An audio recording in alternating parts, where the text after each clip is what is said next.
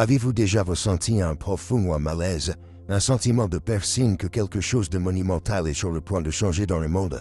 Un sentiment qui va au-delà du cycle de News Daily, une prémonition gravée dans votre âme. Jésus-Christ nous a avertis, mon ami, et ses paroles, trouvées dans toute la Bible, peignent un tableau beaucoup plus troublant que n'importe quel titre. Il a parlé d'une époque où une alliance mondiale, une convergence de pouvoir contrairement à tout ce qui a été vu auparavant, annoncerait une obscurité spirituelle. Ce n'est pas seulement une autre prophétie, c'est un réveil, une cloche clarion qui sonne dans les oreilles de ceux qui ont la foi. Êtes-vous prêt à entendre ce que la Bible révèle sur l'union imminente de l'ONU avec 5 nations spécifiques? Une union qui pourrait sceller le sort spirituel de milliards? Ce n'est pas seulement une théorie, c'est une prophétie qui se déroule sous nos yeux, enracinée dans les paroles de Dieu, dans le texte sacré de la Bible. Aujourd'hui, avec une foi inébranlable en Dieu et guidée par la sagesse trouvée dans la Bible, nous plongerons dans une prophétie oubliée de Jésus-Christ qui parle d'une alliance entre les Nations Unies et 5 nations puissantes. Cette alliance, telle que révélée dans les Écritures, n'est pas seulement un événement politique. C'est un moment charnière dans le déploiement du plan de Dieu, un scènement spirituel qui redéfinira notre monde. Rappelez-vous, amis, la Bible n'est pas seulement un document historique, c'est une parole vivante de Dieu, offrant des conseils et des idées à ceux qui ont la foi de le chercher. La prophétie oubliée parle d'une époque où l'ONU, ce corps mondial apparemment neutre, forgera un pacte avec 5 nations spécifiques. Ce ne sont pas des nations aléatoires, choisies arbitrairement. Ce sont des acteurs clés de la scène mondiale, des nations dont l'influence s'étend bien au-delà de leurs frontières. Cette alliance, ce pacte, sera présenté comme une solution, un chemin vers la paix et la sécurité mais les apparences peuvent être trompeuses. Rappelez-vous les paroles de Jésus-Christ. Attention à ce que personne ne vous trompe. Matthieu 24/4. Cette paix et sécurité sera une façade trompeuse, masquant un changement spirituel profond.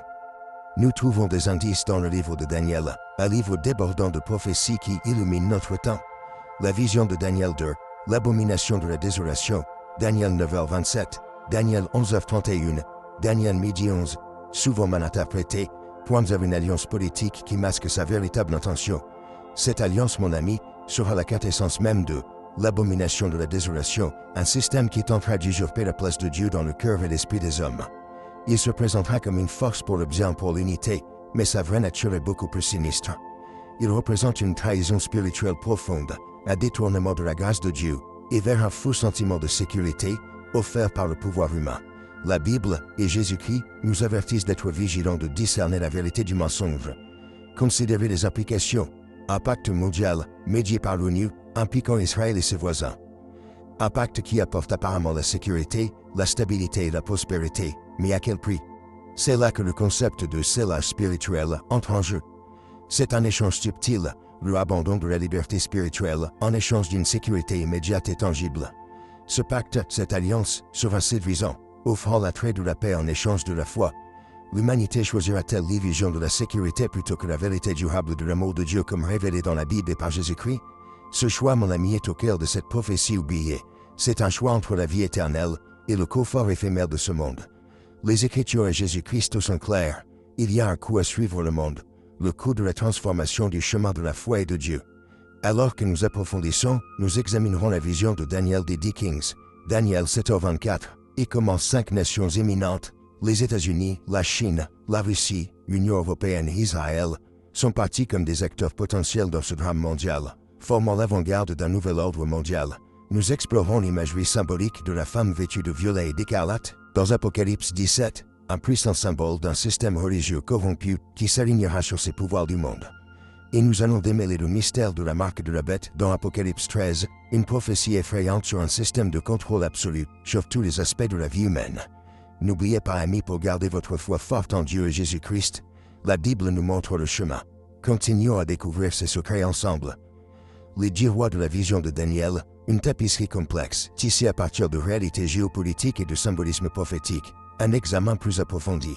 Alors que les identités spécifiques restent débattues parmi les chercheurs, les 5 nations que j'ai mentionnées, les États-Unis, la Chine, la Russie, l'Union européenne et Israël, émergent en tant que prétendants forts pour des rôles importants. Considérez leur influence mondiale, leur pouvoir économique et leur position stratégique.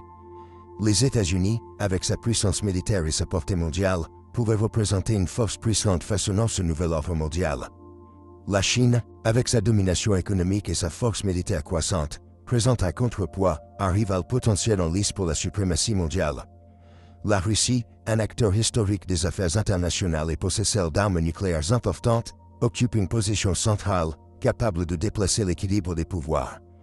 L'Union européenne, un formidable bloc économique, pourrait agir comme une force unificatrice, ou une entité fracturée prise dans les courants transversaux des luttes de puissance mondiale, et Israël, une nation profondément enracinée dans la signification religieuse et stratégiquement située au cœur du Moyen-Orient, joue un rôle central, son avenir inexplicablement lié au drame de déroulement. L'interaction de ces 5 entités, leurs alliances et rivalités, déterminera la forme de l'ordre mondial émergent. Vont-ils s'unir sous une seule bannière, ou s'affronteront-ils dans un conflit catastrophique? Les prophéties suggèrent une période d'alliance inquiète, une unité temporaire, masquant les tensions sous-jacentes. Cette unité, cependant, sera construite sur une base de compromis, une volonté de sacrifier certains principes pour la sécurité perçue. C'est là que l'abomination de la désolation prend vraiment forme, pas comme un seul événement identifiable, mais comme un système, un mode de vie, construit sur une base de tromperie et de compromis. Pensez aux implications pour la liberté religieuse. La femme vêtue de violet et d'écarlate dans Apocalypse 17, souvent interprétée comme un système religieux corrompu, pourrait représenter une entité religieuse mondiale ou une puissante coalition d'institutions religieuses qui compromettent la foi pour l'opportunité politique. Cette entité, apparemment bienveillante et épuisée par la paix, passera subtilement l'attention de la vérité spirituelle au pouvoir mondain, créant une fausse religion séduisante qui s'aligne parfaitement sur les objectifs de l'ordre mondial émergent. Il ne s'agit pas de persécution pure et simple, il s'agit d'une érosion progressive de la foi, d'un changement subtil d'allégeance de Dieu au système. L'attrait de la sécurité et de la prospérité du monde sera trop tentant pour que beaucoup résistent. La marque de la bête dans Apocalypse 13, souvent mal comprise comme une marque littérale, est plus probablement un symbole de contrôle absolu et de dépendance à l'égard du système. Il représente une intégration totale de la technologie et de la gouvernance, un mélange transparent de la surveillance numérique avec les structures sociétales. Ce système offrira la commodité, l'efficacité et la sécurité, mais au prix de l'autonomie individuelle et de la liberté spirituelle. Ce sera une offre tentante, présentée comme une solution au problème du monde, une voie vers la paix et la prospérité, une offre de paix trompeuse qui a servi finalement le corps et l'âme. Le choix, comme toujours, sera le nôtre. Allons-nous choisir l'illusion de la sécurité offerte par le système, ou allons-nous nous accrocher à la vérité durable de la foi en Dieu et Jésus-Christ? La Bible fournit un avertissement clair, et nous devons le tenir compte. Les implications de cet ordre mondial émergent, s'étendent bien au-delà de la liberté religieuse. Considérez le paysage économique. La poursuite de la stabilité économique mondiale, souvent présentée comme un noble objectif, pourrait conduire à une concentration de pouvoir entre les mains de quelques-unes, créant un système de disparité sans précédent de richesse. Il ne s'agit pas simplement du capitalisme contre le socialisme, il s'agit d'un système soigneusement orchestré où le flux de richesse est contrôlé, dirigeant les ressources vers ceux qui s'alignent sur l'idéologie dominante. Pensez au potentiel de monopole technologique, à contrôler non seulement des informations, mais aussi des ressources essentielles comme l'alimentation et l'énergie. Ce contrôle, masqué dans le langage de l'efficacité et de la durabilité, pourrait devenir un puissant outil de coercition, récompensant la conformité et punissant la dissidence. La crise environnementale, souvent citée comme une menace unificatrice, pourrait être manipulée pour consolider davantage le pouvoir. La mise en œuvre de politiques environnementales drastiques, bien que potentiellement nécessaires, pourrait être utilisée pour justifier une intrusion gouvernementale sans précédent dans la vie individuelle, restreignant les libertés au nom de la sauvegarde de la planète. Le récit sera convaincant, sacrifier la liberté individuelle pour le bien collectif. Mais qui définit le bien collectif et qui bénéficie de ces sacrifices? La réponse, dans ce scénario, réside dans ceux qui contrôlent le système. En outre, l'érosion de la souveraineté nationale est une préoccupation importante. La poursuite de l'unité mondiale, souvent formulée comme un chemin vers la paix, pourrait conduire au démantèlement de l'autonomie des nations individuelles, remplacée par une autorité supranationale exerçant un immense pouvoir. Cette autorité, présentée comme un protecteur bienveillant, pourrait éroder subtilement les identités, les cultures et les traditions nationales, les remplaçant par une culture mondiale homogénéisée, qui sert les intérêts de l'élite dirigeante. La perte de l'identité nationale est une perte profonde, qui a un impact non seulement sur les structures politiques, mais aussi le tissu même de la vie et des communautés individuelles. Le potentiel de surveillance généralisée est un autre aspect effrayant de cet ordre mondial émergent. Sous le couvert de la sécurité et de la prévention du crime, des technologies avancées pourraient être déployées pour surveiller tous les aspects de la vie humaine, de l'activité en ligne au mouvement physique. Cette surveillance constante, associée à une police prédictive sophistiquée alimentée par l'IA, pouvait créer un climat de peur et d'autocensure, étouffer la dissidence et limiter la liberté d'expression. L'illusion de la sécurité se fait donc au prix de la véritable liberté et de l'autonomie individuelle. La ligne entre la commodité et le contrôle se brouillera, ce qui rend de plus en plus difficile la distinction entre de véritables mesures de sécurité et des outils d'oppression. La capacité de suivre chaque transaction, chaque communication, chaque mouvement, présente une perspective terrifiante, qui exige une attention particulière et une résistance proactive. La lutte pour la vie privée n'est donc pas simplement une lutte pour les droits individuels, mais une lutte pour l'âme même de l'humanité. Cette érosion de la liberté individuelle ne serait pas un bouleversement soudain et violent, mais un processus graduel et insidieux. Imaginez un monde où votre empreinte carbone dicte votre statut social, votre accès aux ressources, même votre capacité à voyager. Un système de score de crédit social, initialement présenté comme une incitation au comportement respectueux de l'environnement, pourrait évoluer vers un puissant outil de contrôle social. Ceux qui ont de faibles scores pourraient se retrouver relégués aux marges de la société ou refuser l'accès aux services essentiels, au logement et aux opportunités. La pression pour se conformer, pour adhérer au diktat du système, serait immense. Considérez le potentiel de manipulation des informations. La définition même de la durabilité pourrait être subtilement redéfinie pour servir les intérêts des puissants. Qu'est-ce qui constitue une consommation responsable? Qui décide?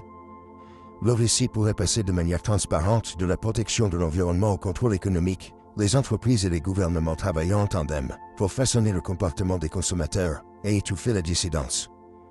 Les médias indépendants, qui ont déjà du mal à survivre dans le paysage actuel, pourraient être marginalisés ou même réduits au silence, laissant le public dépendant de flux d'informations soigneusement organisés qui renforcent le récit dominant. La vérité, dans ce scénario, devient une marchandise, contrôlée et distribuée par les personnes au pouvoir. L'impact sur la santé mondiale est une autre considération cruciale.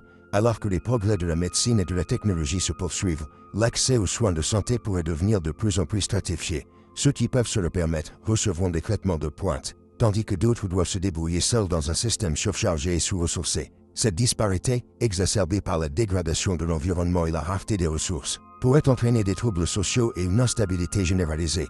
La promesse d'une planète plus saine pourrait ironiquement masquer un avenir où les soins de santé deviennent un luxe, divisant davantage le monde entre les nantis et les non. De plus, les conséquences économiques pourraient être dévastatrices. Le passage vers une économie contrôlée par le centre et contrôlée par les ressources pourrait étouffer l'innovation et la croissance économique. Le marché libre, avec toutes ses imperfections, offre un degré de dynamisme et d'adaptabilité qui manque à un système contrôlé centralement.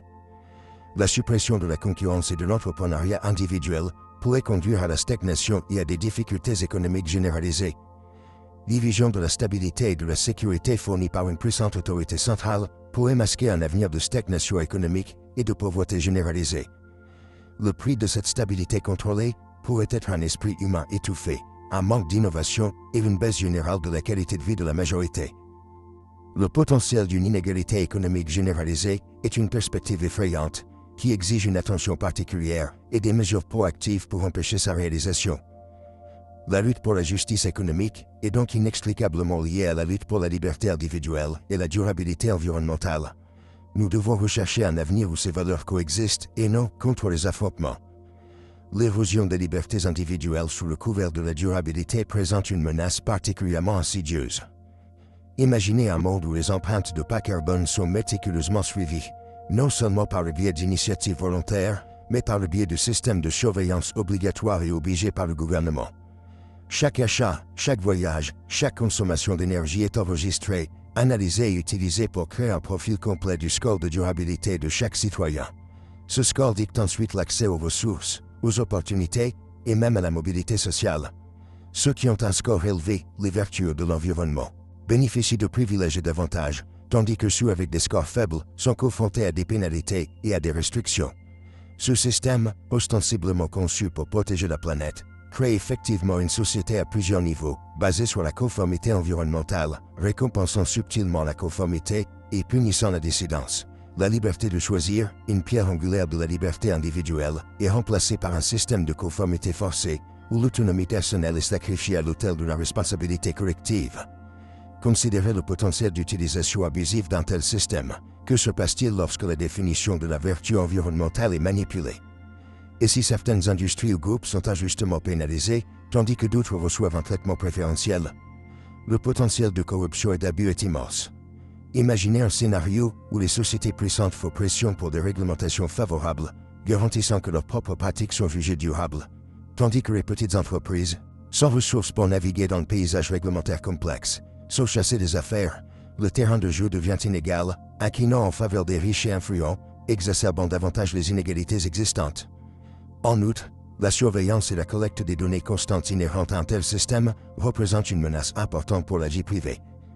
Les détails intimes de nos vies, nos habitudes de consommation, nos modèles de voyage, notre consommation d'énergie, deviennent facilement accessibles aux autorités. Ces informations, potentiellement combinées avec d'autres ensembles de données, pourraient être utilisées à des fins bien au-delà de la surveillance environnementale. Le potentiel d'utilisation abusive est effrayant, avec la possibilité d'une surveillance ciblée, d'une ingénierie sociale et même d'une répression politique. La ligne entre la protection de l'environnement et le contrôle de l'État devient de plus en plus floue, car le pouvoir de surveiller et de contrôler le comportement individuel est exercé par une autorité centralisée. La promesse d'un avenir durable pourrait facilement se transformer en un cauchemar dystopique, où les libertés individuelles sont sacrifiées au nom d'un plus grand bien qui ne se matérialise jamais. L'érosion de la confiance dans le gouvernement, déjà un problème important dans de nombreuses régions du monde, serait sans aucun doute exacerbée par un tel système, conduisant à des troubles sociaux et à l'instabilité généralisée. Les fondements même d'une société libre et démocratique seraient menacés. Ce système insidieux, couvert sous le couvert de la tendance environnementale, conduirait inévitablement à une forme effrayante de stratification sociale. Imaginez une société où l'accès aux soins de santé, à l'éducation et même aux nécessités de base est déterminé par son score de durabilité.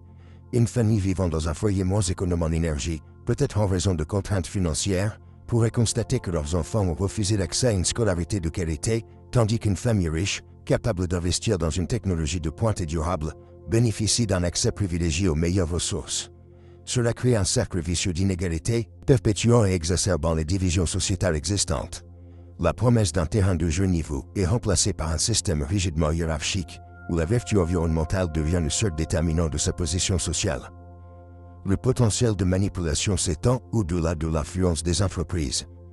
Considérez l'impact sur les communautés marginalisées. Les communautés aux prises avec la pauvreté, le manque d'accès aux ressources et les inconvénients systémiques seraient pénalisées de manière disproportionnée dans un tel système.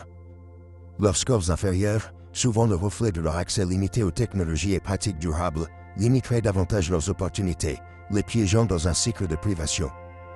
Le système, conçu pour promouvoir l'égalité, renforcerait plutôt les inégalités existantes, créant une prophétie autoréalisatrice de l'injustice environnementale. De plus, la définition même de la vertu environnementale devient un champ de bataille. Qu'est-ce qui constitue des pratiques durables? Qui décide? Les réponses à ces questions sont lourdes de potentiel de biais et de manipulation. La définition restera-t-elle statique ou se déplacera-t-elle constamment en fonction des intérêts des puissants? Imaginez un scénario où la définition de l'agriculture durable change, ce qui rend les petits agriculteurs incapables de rivaliser avec les opérations industrielles à grande échelle. Ou peut-être que de nouvelles réglementations favorisent certaines sources d'énergie, paralysant d'autres et laissant des communautés entières économiquement dévastées. Le flou et l'ambiguïté constante entourant la définition de la vertu environnementale créent un environnement d'incertitude, de peur et d'instabilité. L'infrastructure technologique requise pour soutenir un tel système serait immense, nécessitant une surveillance généralisée et une collecte de données. Chaque aspect de nos vies, de notre consommation d'énergie à nos choix alimentaires, serait méticuleusement suivi et analysé. Le potentiel de violation de données et d'utilisation abusive est stupéfiant. Imaginez les conséquences de ces données qui tombent entre de mauvaises mains. Des pirates, des gouvernements étrangers, ou même des éléments voyous au sein du système lui-même. Le potentiel de chantage, de manipulation et d'ingénierie sociale est effrayant. L'acte même de la vie devient une négociation constante avec l'État, une performance visant à maintenir un score de durabilité élevé, un score qui dicte tous les aspects de l'existence. Le prix de la vie privée, semble-t-il, est la liberté de vivre sans crainte constante de l'examen et du jugement. Ce système, ostensiblement conçu pour favoriser la responsabilité environnementale, incite ironiquement une forme de théâtre écologique. Les individus, motivés par la nécessité de maintenir des scores élevés, pourraient s'engager dans des actes de durabilité superficielle, priorisant les apparences sur un véritable engagement, Imaginez une société où les publications méticuleusement organisées sur les réseaux sociaux, présentant des modes de vie respectueux de l'environnement, deviennent plus précieuses que le changement réel. La pression pour projeter une image de la vertu environnementale pourrait conduire à une prolifération de greenwashing, où les individus et les entreprises s'engagent dans un marketing trompeur pour améliorer leur score sans apporter des améliorations substantielles. Cela saperait non seulement l'intégrité du système, mais détournerait également les ressources des initiatives environnementales vraiment efficaces. Considérez l'impact sur l'innovation. Une société classée rigidement par son empreinte environnementale pourrait étouffer la créativité et la prise de risque. Les individus pourraient hésiter à poursuivre des technologies non conventionnelles ou potentiellement perturbatrices, craignant que même des expériences bien intentionnées puissent avoir un impact négatif sur leur score. Cela pourrait conduire à une stagnation des progrès technologiques, ce qui entrave le développement de solutions vraiment durables. La peur de l'échec, amplifiée par les enjeux élevés du système de crédit social, pourrait étouffer l'innovation et limiter l'exploration d'approches alternatives aux défis environnementaux. Les conséquences économiques sont également préoccupantes.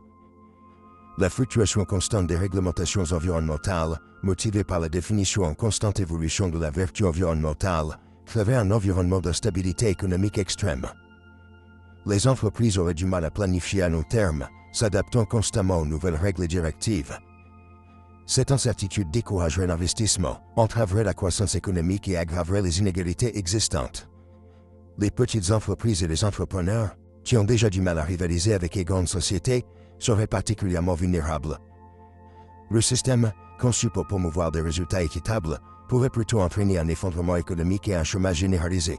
De plus, la dépendance à l'égard de la technologie pour surveiller et réguler tous les aspects de notre vie soulève de sérieuses questions sur l'autonomie et la liberté individuelle. La surveillance constante, la collecte de données et le potentiel d'utilisation abusive créent une atmosphère effrayante de peur et de méfiance. L'érosion de la vie privée serait profonde, laissant les individus vulnérables à la manipulation et au contrôle. Les fondements même d'une société libre et démocratique seraient sapés par un système qui privilégie le contrôle de l'environnement sur les libertés individuelles. Le potentiel d'abus de pouvoir est immense, avec le potentiel que le système soit utilisé pour cibler les opposants politiques, supprimer la dissidence et maintenir le pouvoir de l'élite dirigeante. La promesse d'un avenir durable pourrait être tragiquement éclipsée par le sacrifice des droits humains fondamentaux. Le coût de cette vision apparemment utopique pourrait être beaucoup trop élevé, un prix mesuré non seulement en termes économiques, mais dans la perte de nos libertés et de notre humanité. Le fluage insidieux de ce système de crédit social environnemental s'étend au-delà des sphères économiques et personnelles. Considérez son impact sur les relations internationales. Les nations, déjà aux prises avec des problèmes géopolitiques complexes, seraient désormais contraintes de naviguer dans un nouveau paysage de concurrence environnementale et de diplomatie basée sur les scores. Les accords commerciaux pourraient être subordonnés à la réalisation de repères environnementaux spécifiques, conduisant à des mesures protectionnistes et aux guerres commerciales.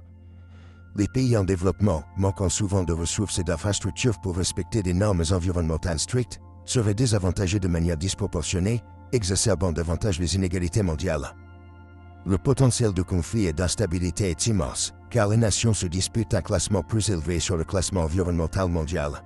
Imaginez les ramifications, une course mondiale sur les armements, non pas pour les armes, mais pour les solutions technologiques, pour améliorer les scores environnementaux, détourner des ressources précieuses en provenance de problèmes sociaux comme la pauvreté et les soins de santé. De plus, la définition même de la vertu environnementale est intrinsèquement subjective et sujette à la manipulation. Ce qui constitue une action respectueuse de l'environnement aujourd'hui pourrait être considéré comme inadéquat demain, créant un état constant de flou et d'incertitude.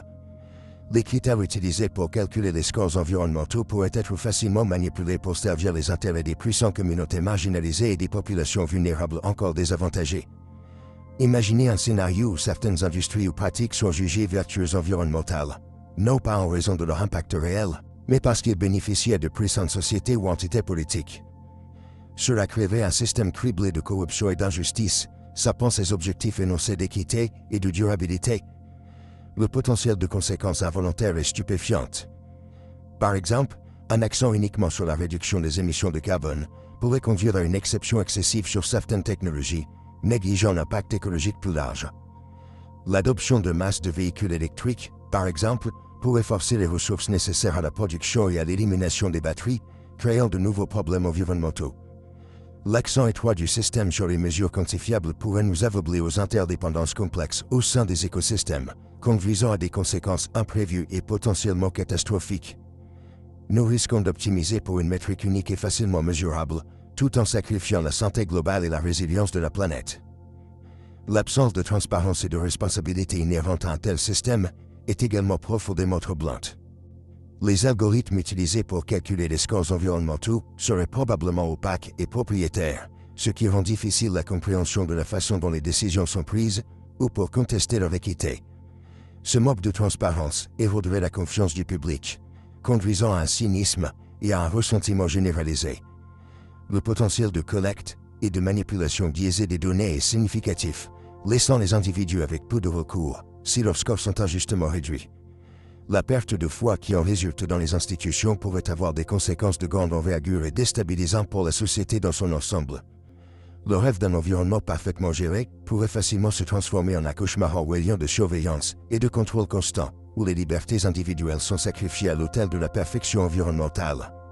En fin de compte, la poursuite d'une vertu environnementale, définie numériquement, risque de devenir un exercice autodestructeur. La complexité inhérente des systèmes écologiques défie la quantification simpliste. La réduction du réseau complexe de la vie à un seul score ignore les nuances cruciales de la biodiversité, la résilience des écosystèmes et les relations complexes entre les espèces. Se concentrer uniquement sur des mesures facilement mesurables, comme les émissions de carbone, néglige l'impact de grande envergure de la destruction de l'habitat, la pollution des sources d'eau et l'épuisement des ressources naturelles. Un score environnemental élevé pourrait donc masquer des dommages écologiques profonds, offrant un faux sentiment de sécurité et entrave de véritables progrès vers la durabilité. Considérez le potentiel du greenwashing, la pratique de faire des allégations trompeuses ou non, étayées sur les avantages environnementaux d'un produit, d'un service ou d'une entreprise. Dans un système qui dépend des scores numériques, le greenwashing devient exponentiellement plus facile. Les entreprises pourraient manipuler stratégiquement leurs opérations pour améliorer leurs scores, sans vraiment résoudre les problèmes environnementaux sous-jacents. Cela pourrait impliquer d'investir massivement dans des améliorations superficielles, tout en négligeant les changements fondamentaux nécessaires à la durabilité à long terme. Le résultat serait un système qui récompense la conformité superficielle sur un véritable engagement, sapant davantage les principes mêmes qu'il cherche à maintenir. De plus, les implications économiques d'un tel système sont de grande envergure et potentiellement dévastatrices. La pression pour atteindre des scores environnementaux élevés pourrait avoir un impact disproportionné de manière disproportionnée des pays en développement, qui n'ont pas les ressources pour investir dans des technologies coûteuses ou mettre en œuvre des systèmes de gestion environnementale complexes. Cela pourrait entraîner des inégalités économiques et marginaliser davantage les populations déjà vulnérables. La poursuite de la perfection environnementale pourrait donc exacerber par inadvertance les disparités sociales et économiques existantes, créant un système à la fois non durable et socialement injuste. L'accent mis sur les scores individuels risque également de négliger le rôle crucial du changement systémique. Bien que les actions individuelles soient importantes, elles sont insuffisantes pour traiter les causes profondes de la dégradation de l'environnement. Le système a besoin d'une réforme fondamentale, y compris des changements dans les pratiques industrielles, les modèles de consommation et les politiques politiques. Un système axé uniquement sur les scores individuels pourrait détourner l'attention de la nécessité d'un changement systémique, permettant aux sociétés et aux gouvernements puissants d'éviter de prendre la responsabilité de leurs actions. L'accent mis sur la responsabilité individuelle pourrait devenir une distraction pratique des problèmes structurels plus importants qui doivent être résolus. Le potentiel de troubles sociaux est également une préoccupation sérieuse. Un système qui attribue des scores environnementaux aux individus pourrait conduire à une stratification sociale basée sur la vertu environnementale. Ceux qui ont des scores plus élevés pourraient bénéficier de privilèges et d'avantages, tandis que ceux qui ont des scores inférieurs pourraient faire face à la discrimination et aux pénalités. Cela pourrait créer une société profondément divisée selon l'environnement, conduisant à des troubles sociaux et à des conflits. La vision utopique d'une société respectueuse de l'environnement pourrait facilement se transformer en une réalité dystopique marquée par l'inégalité sociale et l'injustice environnementale. Ce défaut inhérent à la priorisation des scores individuels met en évidence les limites d'une approche purement quantitative de la responsabilité environnementale. Une compréhension nuancée de l'impact environnemental nécessite une évaluation qualitative, compte tenu du contexte et de la complexité de diverses actions. Par exemple, une petite ferme familiale pratiquant des méthodes durables pourrait marquer inférieure à une grande entreprise employant des programmes de compensation de carbone sophistiqués, malgré un impact global beaucoup plus faible de la ferme. Un tel système ne tient pas compte des différences qualitatives dans leur tendance environnementale. L'algorithme, aveugle aux nuances de l'agriculture éthique par rapport au greenwashing d'entreprise, récompense par inadvertance ce dernier. De plus, la transparence et la responsabilité d'un tel système de notation sont discutables. Les méthodes utilisées pour calculer ces scores doivent être ouvertes et vérifiables, garantissant qu'elles ne sont pas manipulées ou jouées par de puissants intérêts. Sans transparence robuste, le système devient sensible aux biais et à la corruption, sapant sa crédibilité et son efficacité. Le potentiel de manipulation des données, en particulier par les grandes entreprises ayant accès à l'analyse sophistiquée des données, est significative. Ils pouvaient influencer stratégiquement les données de données pour gonfler leur score, obscurcissant davantage leur véritable impact environnemental. Ce potentiel de manipulation projette une ombre sur l'intégrité du système entier. La définition même de la responsabilité environnementale présente également le défi. Ce qui constitue un comportement respectueux de l'environnement est souvent une question de débat et varie considérablement en fonction des contextes culturels, des progrès technologiques et de l'évolution de la compréhension scientifique. Un système qui tente de quantifier ce concept subjectif est inévitablement fait face au problème de la fixation de seuils et de critères arbitraires qui risquent de négliger les aspects cruciaux de la durabilité environnementale. Par exemple, l'accent mis sur les émissions de carbone pourrait éclipser d'autres préoccupations environnementales tout aussi importantes, telles que la perte de biodiversité ou la pollution de l'eau. L'objectif étroit du système pourrait conduire à une hiérarchisation biaisée des problèmes environnementaux, négligeant l'interdépendance des systèmes écologiques. Les conséquences inattendues d'un tel système s'étendent au-delà des actions individuelles et d'entreprises. Il pourrait également influencer les décisions politiques, conduisant potentiellement à la hiérarchisation de mesures environnementales facilement quantifiables par rapport aux défis plus complexes et nuancés. Les décideurs politiques sous pression pour atteindre des scores environnementaux élevés peuvent se concentrer sur les améliorations superficielles plutôt que de résoudre les problèmes systémiques sous-jacents. Cela pourrait entraîner une mauvaise allocation des ressources et un échec à relever efficacement les défis environnementaux les plus urgents.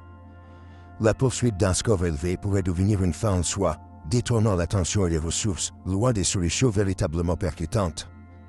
En conclusion, bien que l'intention derrière la création d'un système quantifiable de mesurer la responsabilité environnementale soit louable, les complexités inhérentes et le potentiel de manipulation rendent une approche aussi simpliste profondément erronée. L'absence de nuances, de transparence et le risque de hiérarchiser les mesures facilement mesurables par rapport à la durabilité heuristique sape finalement son efficacité et pourrait même exacerber les problèmes environnementaux existants. Une approche plus robuste et nuancée, incorporant des évaluations qualitatives aux côtés de données quantitatives et hiérarchisée un véritable changement systémique par rapport aux améliorations superficielles, est urgente.